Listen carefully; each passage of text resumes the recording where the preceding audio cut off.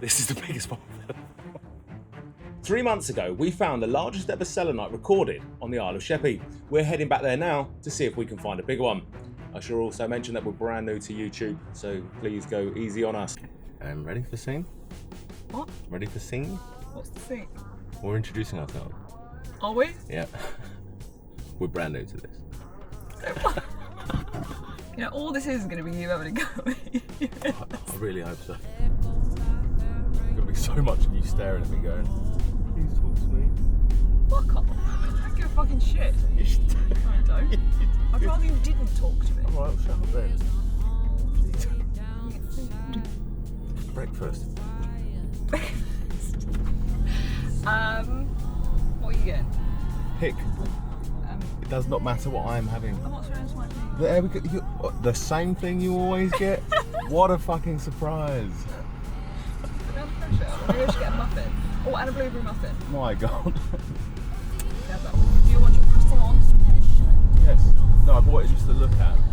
Over this bridge you'll find the Isle of Sheppey. Its name comes from the Old English scapig, meaning sheep island, but today parts of the island rank among the most deprived communities in Kent. And yet, every day people walk these beaches completely unaware that world-class selenite crystals are sitting beneath their feet. Recording day one.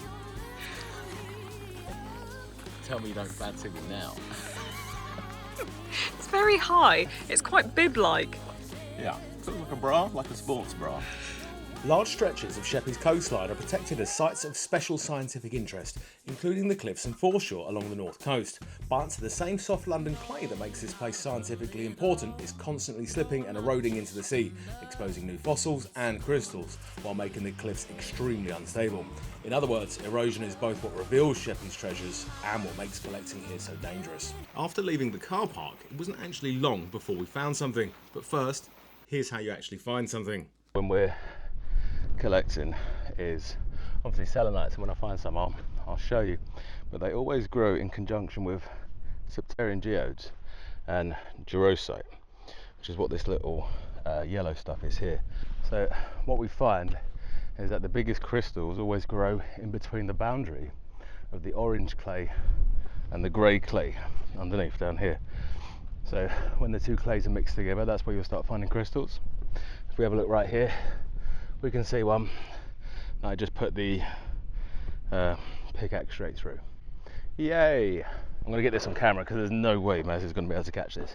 Now I'm going to do the easiest little throw. Ready? 1, 2, 3. She got it. I cannot believe it. When at Sheppey, it's best to come when the sun is high, because you'll see the crystals when you're looking for selenite just glinting in the sunlight. And if we give this one a little wobble right here, we can actually see that it's quite large. So hopefully it's still intact. You can see the clay around it is really loose, no tools needed. And it looks like we've got a fairly decent sized swallowtail twin here. So what we mean by swallowtail is the termination looks like a swallow's tail, and by twin we can see that it's terminated on each side. Cool, find of the day so far. I'm winning.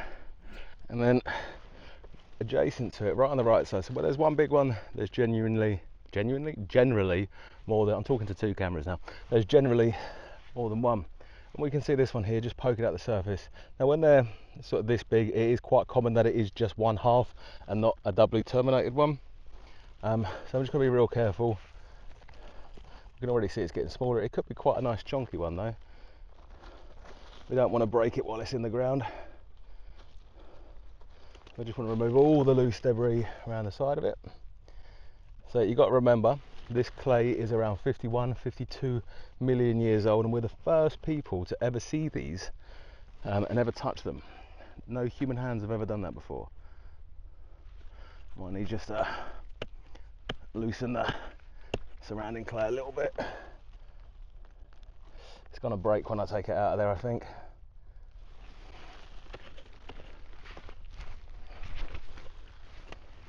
Got to be careful.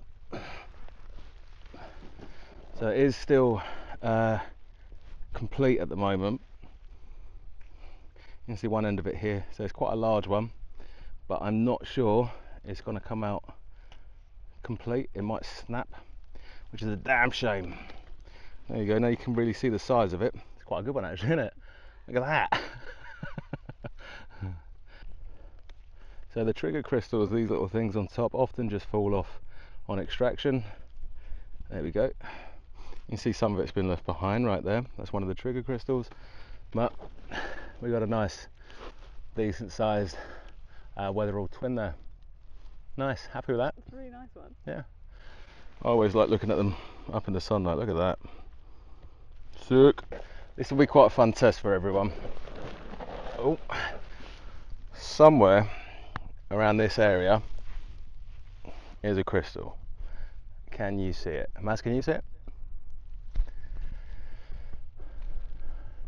No, No? I can. I can't. That's years, that's 6 years of Sheppey experience telling me exactly where it is. It's right here. Oh, I see. So it's right here. I think that's entirely fair. I'm not at the right angle. It's quite a big one. It's a big one.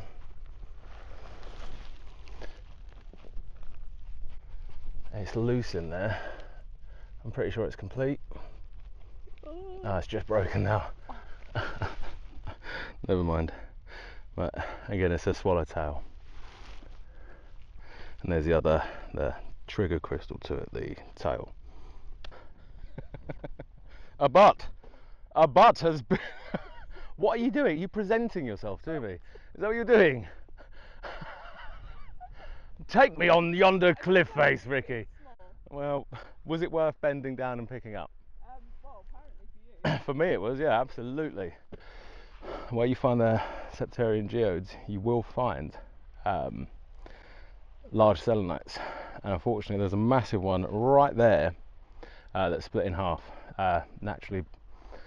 You see one part of it right here, and the other part is here. And that would have been a big one. Tis a shame. I'm going to leave that one there. So the cliffs here are extraordinarily unstable. You can see it's just waiting to come down. Going under here is a big no-no. Literally it changes every single day. We can see right there we've got the orange clay, the grey clay, the septarian geodes and the jarosite. Literally the ideal conditions for large selenites to grow. But with how unstable that is, and how often this stuff just falls down, like literally daily, not worth it, no matter how much you love rocks.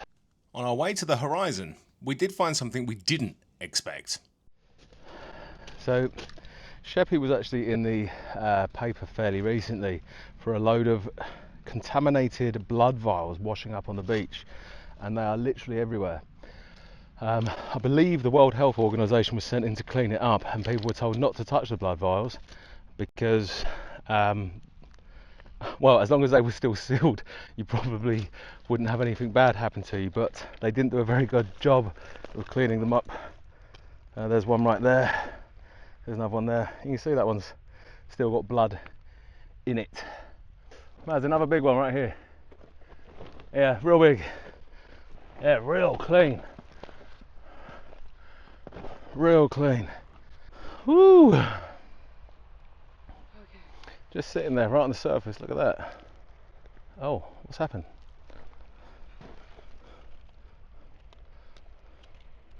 Look at that. That is fucking clean, man. How good is that? That's gonna have a sick UV, isn't it? Look how clean that is. That's mad. These are actually old pillboxes from World War II, and these pillboxes used to be all the way up here, and over the last 80 years the sea has just eroded all of this down and away, and these have ended up in the sea. High up there they were, along this ridge line here, waiting to see German ships coming down here heading towards London. London's just over there. We're only about 40-45 miles away from London. So during World War II, like I say, the pillboxes were here, looking out over here, trying to spot any German ships. And that really is the power of erosion and the sea, to take them from all the way up there down here and just to completely fuck it up in just 80 years. Oh dear God. Like, absolutely exhausted. Unfortunately, the camera batteries died before we could film everything. Lesson learned for future, order more batteries. But here's what we did find today. The standout pieces: this large swallowtail, this large weatherall, this large semi-weatherall. The UV in this will be fucking sublime. Matt's found this really clear one as well. Look at that. That's a beach one.